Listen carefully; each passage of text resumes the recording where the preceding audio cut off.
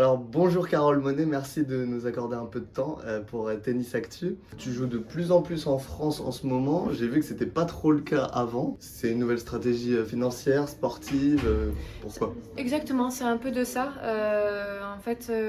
Déjà, c'est que les décalages horaires, j'en ai fait vraiment beaucoup déjà cette année.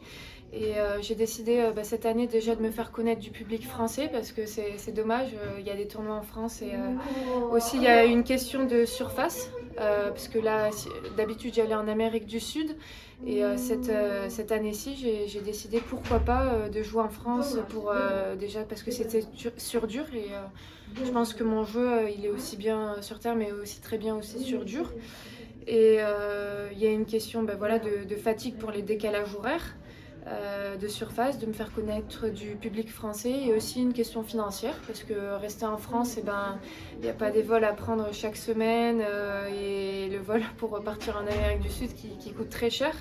Donc il y a aussi l'aspect financier qui fait que aujourd'hui je joue en France. Plus que te faire connaître du public français, est-ce que c'est important d'avoir le soutien du public quand on joue contre une étrangère et qu'on est dans un tournoi français? Carrément, carrément là, j'ai pas trop l'habitude parce que quand je suis en Amérique du Sud, les gens, bon maintenant ils commencent à bien me connaître parce que ça faisait quelques années d'affilée que j'y allais là-bas, de sentir ce soutien français, ouais, ça fait très très plaisir. Très plaisir. Je joue aussi en France pour pouvoir appliquer mon système de jeu.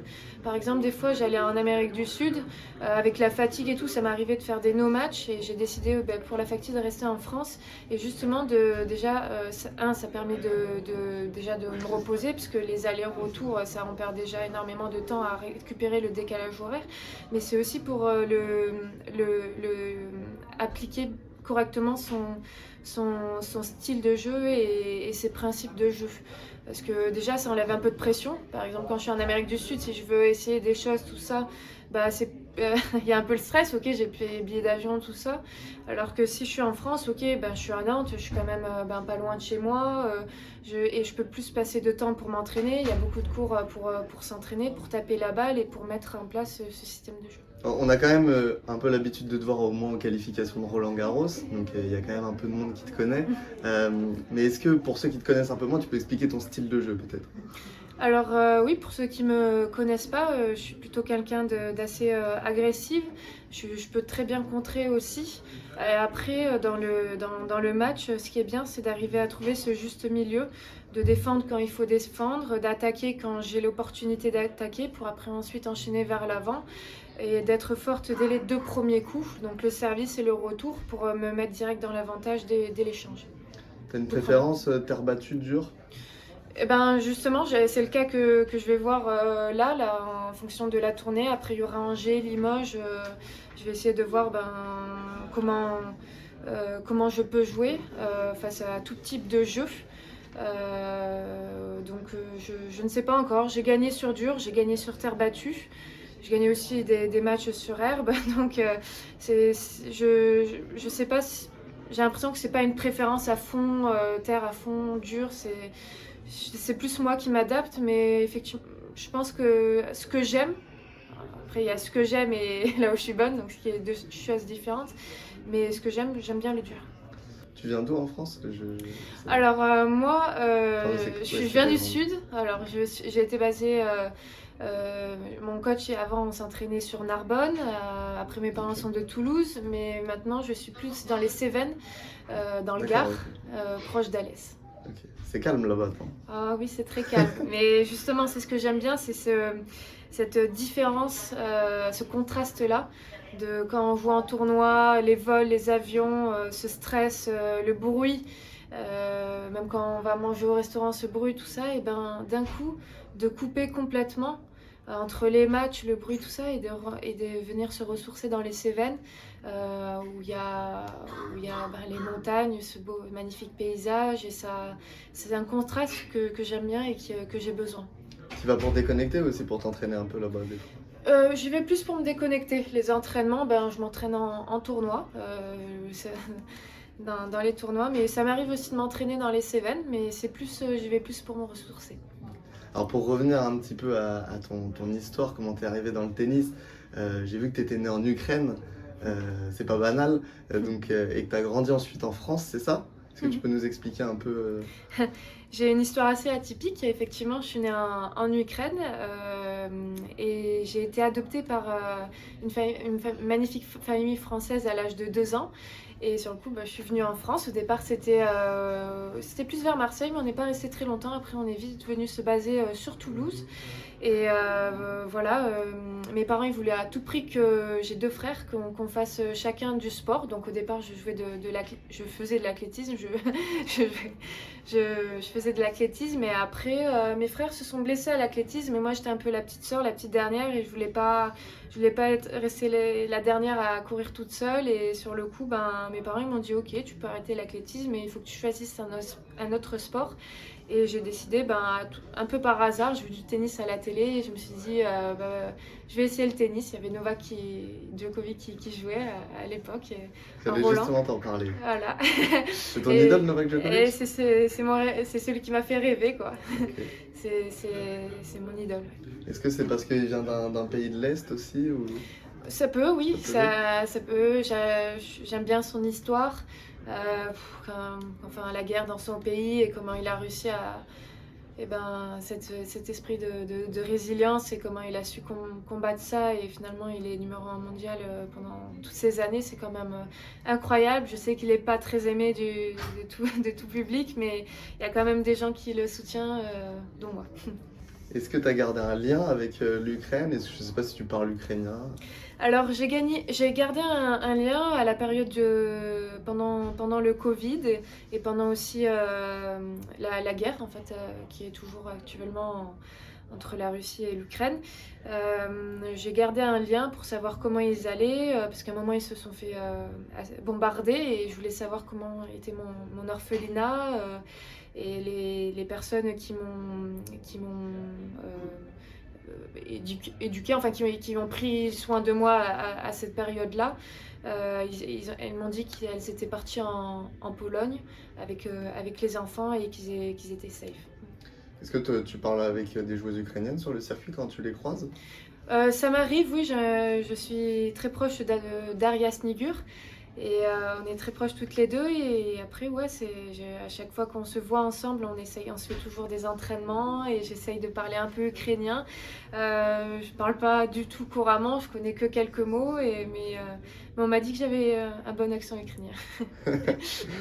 Alors, tu as fait toute ta formation en France, je crois. Il y en a beaucoup qui partent aux États-Unis.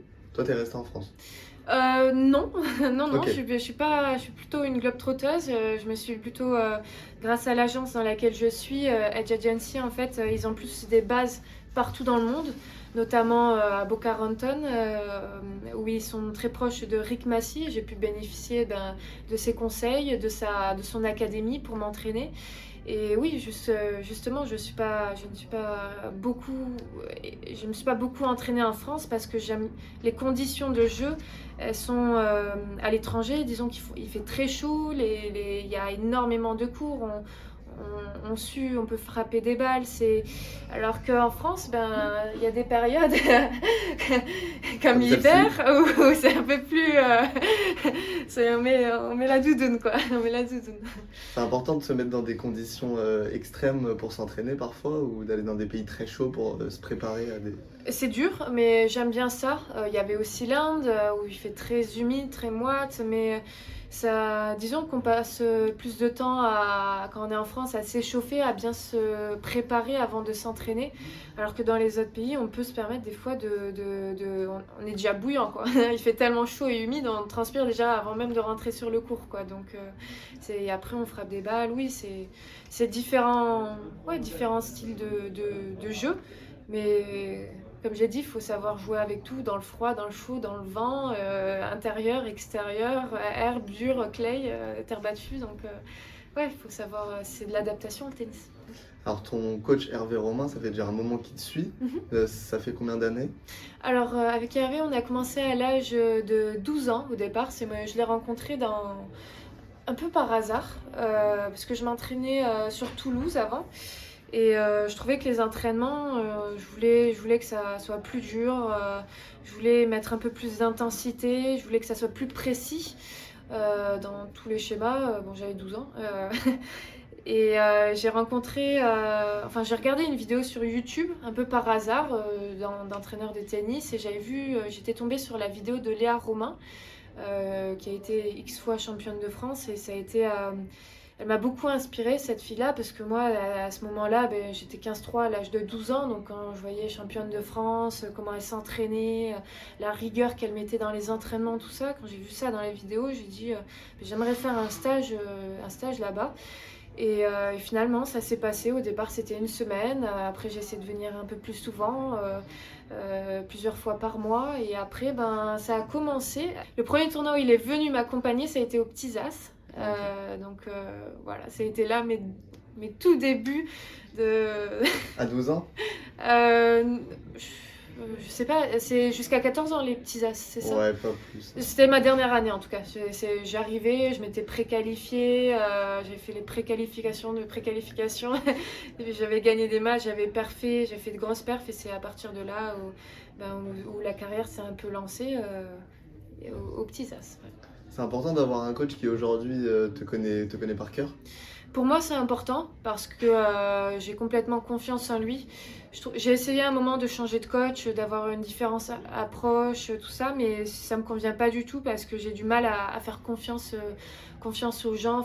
Ça prend énormément de temps à faire confiance et si on n'a pas confiance à la personne avec qui on s'entraîne, c'est compliqué parce qu'il va nous dire de faire quelque chose et je veux dire, je peux le à tout moment, voilà, alors que voilà, on se connaît super bien. Hervé, il sait mes forces, il sait mes faiblesses, il sait ce qu'il faut faire et on va aller là-haut ensemble. Parce que parfois, c'est vrai que le changement peut être important pour changer d'air, pour remettre les compteurs à zéro. Oui, c'est bien, mais je pense que c'est bien aussi pas le changement, d'être dans le plan, même là, dans la stabilité, de rester dans le process. Et au lieu de changer peut-être de coach, d'avoir une plus grande team, une plus grande équipe. Et peut-être après dans l'avenir, avoir un physio et un coach physique et tout ça. Quoi. Tu voyages toujours avec ton coach? Pas à chaque tournoi, mais la plupart du temps, oui. Alors là, la saison approche quasiment de son terme. Est-ce que tu peux faire un petit bilan de cette saison 2024? Non, parce que la saison n'est pas encore terminée. Je suis pas encore dans le top 100 ou dans le top 50, même à 100. Mais bon, à partir de 100, les filles, elles ont arrêté leur saison actuellement. Moi, je suis 200 mondiale actuellement, donc j'ai besoin encore de jouer. Ma saison n'est pas encore terminée. Et voilà, on verra à la fin. Je me concentre vraiment sur mon style de jeu. Être très très claire et précise sur ce que j'ai à faire et c'est ça le plus important. Mentalement, ça va en ce moment? Et ouais, mentalement ça va bien. C'est un peu une routine qu'il faut garder. Vous savez, s'entraîner tous les jours, jouer des matchs, c'est une intensité élevée. Des fois, ça peut être assez fatigant, mais on est arrivé à un niveau où ça demande tellement de précision qu'on ne s'embête pas. Quoi. Merci beaucoup, Carole Monet. Merci à vous.